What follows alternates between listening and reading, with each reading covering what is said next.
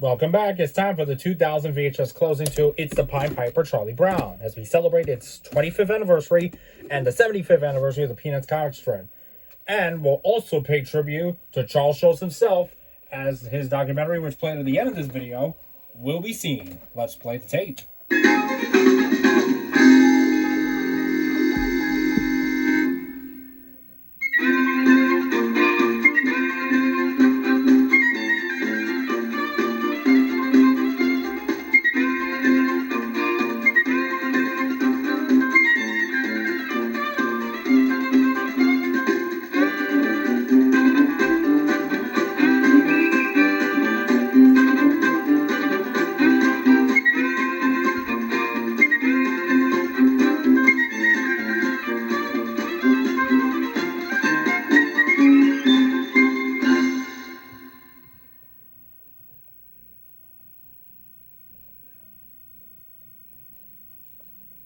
And now, the special presentation.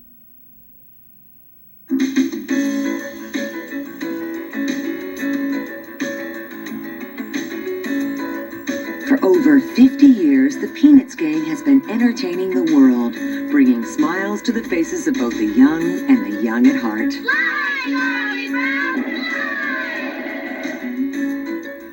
Oh, you blockhead! Oh, we lost the game because of Charlie Brown! From the football that never gets kicked by Charlie Brown, to the unrequited love that Lucy feels towards the man of her dreams, to the security blanket that's never far from Linus. The experiences of the Peanuts gang are based on the life of the character's creator, Charles Schulz. When I started the comic strip back in 1950, I wasn't thinking of animation. Television itself was just beginning. So it's interesting to me to see how the characters first developed on the comic page and then how they evolved on television. I guess I've drawn this round head over 50,000 times now. Many of the struggles that Charlie Brown has gone through are similar to the struggles that I suffered when I was growing up. Struggles, in fact, that we all endure each day of our lives. People always ask me if Charlie Brown will ever kick that football, if he'll ever fly that kite, if he'll ever win that baseball game. I kind of doubt it, but you never know. It's the last frame! All I need is 5 pins! I can do it! I know I can do it! Just don't get nervous now. Don't panic. Take it easy. Chuck, you're facing the wrong way. Don't throw it, Chuck. Stop! Stop! Do it, ball! Please, do it! Did I do it? Did I get a strike? Did I win? You threw the ball at the front door, Chuck. I remembered my mother saying once that if we ever had another dog, Snoopy would be a good name for the dog, which is why Snoopy is called by that name. And he was patterned a little bit after a dog that I had when I was about 13, 14 years old. His name was Spike, of course. He was kind of a wild dog. And Snoopy, when he started off, was just a cute little puppy, looked a little bit like Spike. But then as the years went on, he got up on his hind legs and he began to do all sorts of strange things, including thinking, which I don't think any of the other dogs in comic strips had ever done up until then. Joe Cool, making the rounds, checking all the kitties up and down.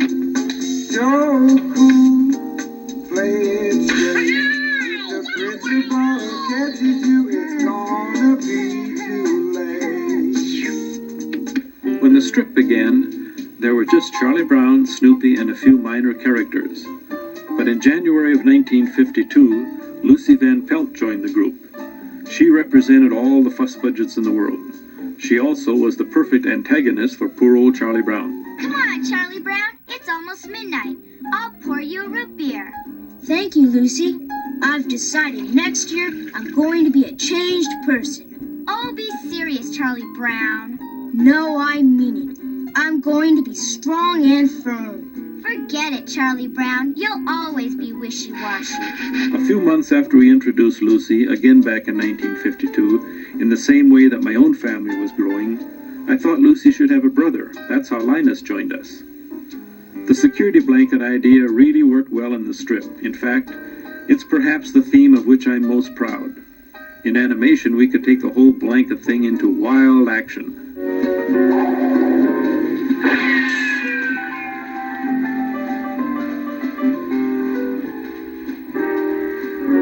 You think you're so smart with that blanket. What are you gonna do with it when you grow up?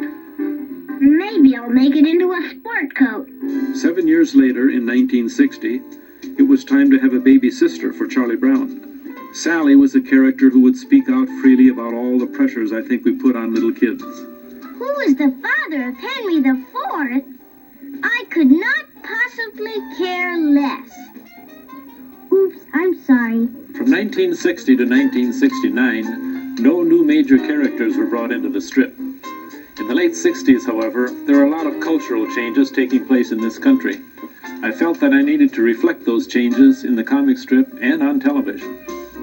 So our first major addition was a girl named Peppermint Patty. She was a sort of independent girl, living with a single parent who had the audacity to wear sandals. Have you seen our baseball schedule for the new season, Chuck? My team plays your team 12 times. We slaughter you twice in April, smash you 3 times in May, ruin you twice in June, murder you 3 times in July, annihilate you 4 times in August, and destroy you all together in September. My stomach hurts. Peppermint Patty was soon joined by a younger friend called Marcy.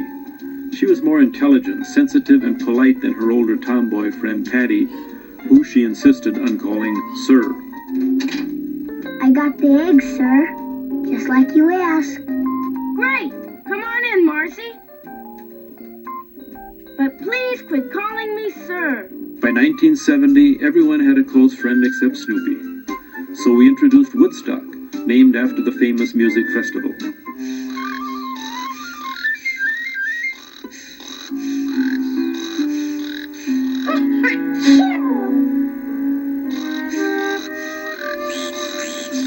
Our resident musician all these years has been Schroeder. He somehow manages to play everything from Beethoven to jazz on his toy piano. Please don't set your lemonade on my piano. The glass might leave a ring. Ooh, aren't we fussy, fussy, fussy?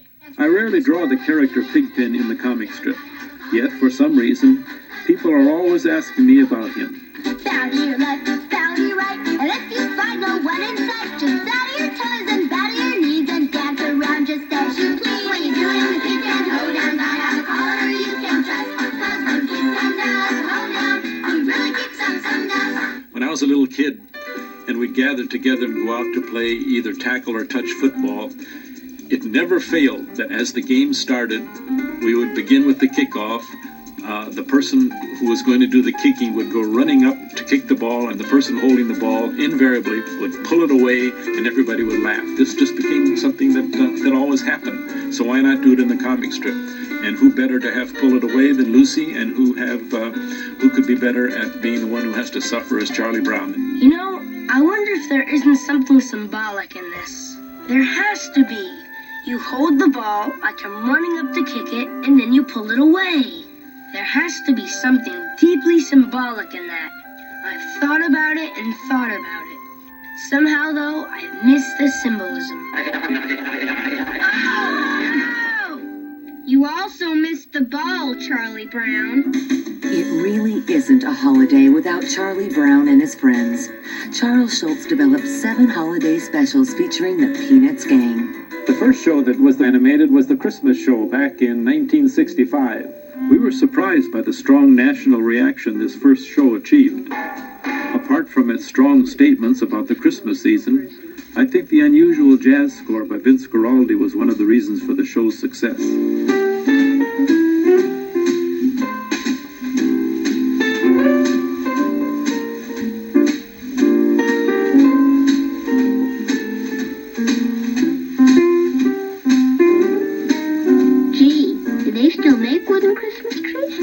With the success of the Christmas show, we decided to stick with the holiday themes. I had started the idea of the Great Pumpkin in the strip, and then animation was able to bring the whole idea to a different dimension. If anyone had told me I'd be waiting in a pumpkin patch on Halloween night. I'd have said they were crazy. I got 5 pieces of candy. I got a chocolate bar. I got a quarter. I got a rock. That scene with the rock seemed to get a lot of viewers. Charlie Brown received candy and cookies from folks all over the United States. And after our Valentine's special, he again got Valentines from concerned children all across the country. When planning the Thanksgiving special, I was thinking about the traditional food served at this holiday. I wondered what kind of a Thanksgiving meal Snoopy might prepare for all the kids for their Thanksgiving.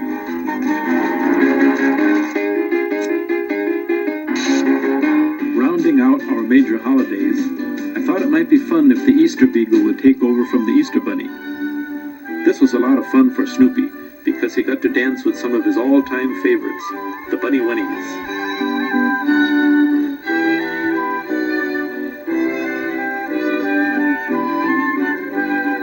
In addition to these holidays, Charles Schulz also created specials for New Year's and Arbor Day. In each, Charlie Brown not only entertains, but also teaches and educates us. And that was always the most important goal of Charles Schulz. I think Charlie Brown just wants to be left alone to enjoy the things in life that he really likes.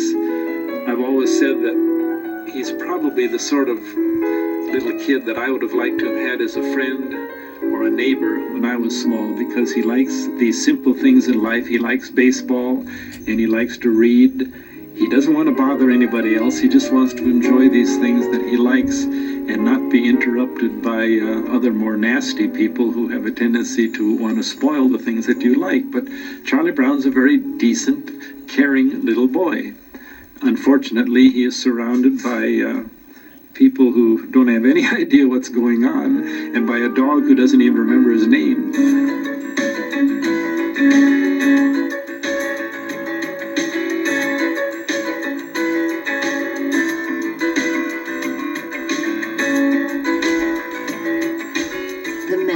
The mayhem, and the mischief of Charlie Brown, Snoopy, Lucy, and the entire Peanuts gang will continue entertaining the world for generations to come, thanks to their unforgettable creator, Charles Schulz.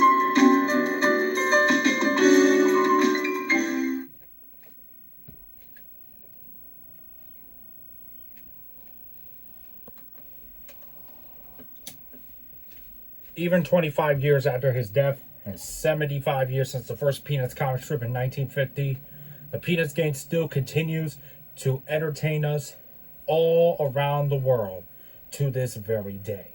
And that wraps up the 2000 VHS closing to It's the Pied Piper Charlie Brown, celebrating its 25th anniversary and to commemorate the 75th anniversary of the Peanuts comic strips. And I hope you guys enjoyed it. Be sure to hit that subscribe button and ring that notification bell and visit me on my other social media platforms. Now get ready, because you guys are in for a treat for an exclusive early sneak peek at the upcoming Christmas holiday project set to begin Sunday, November 30th. Before that, I figured let's close out the video with Millennium Snoopy's appearance during the 2000 Macy's Parade. Ironically, the same year that the Peanuts comic strip was celebrating its 50th anniversary. I'll catch you guys in the next video. Making some noise on Broadway, paws down the biggest party animal in Macy's Parade 2000. It is Snoopy, furnished by United Media. When you're talking high-profile pups, the Regal Beagle's no media mutt. Try best in showbiz. Some stats: the first comic strip dog to walk on 2 legs. The Guinness Book lists Snoopy and the Peanuts gang as the most widely read syndicated comic strip in history. Katie, foregoing praise for congratulations. Snoopy celebrated his 50th birthday on October 2nd. Now, if you figure in dog years, Snoopy had to blow out. Beagle's really flying high. He's 3 times the size of the NBC News chopper. Beauty and the Beast star Andrea McCardle, the Arthur Balloon, and Rudolph the Red-Nosed Reindeer. For Macy's Thanksgiving Day Parade Magic, when we return live here on NBC.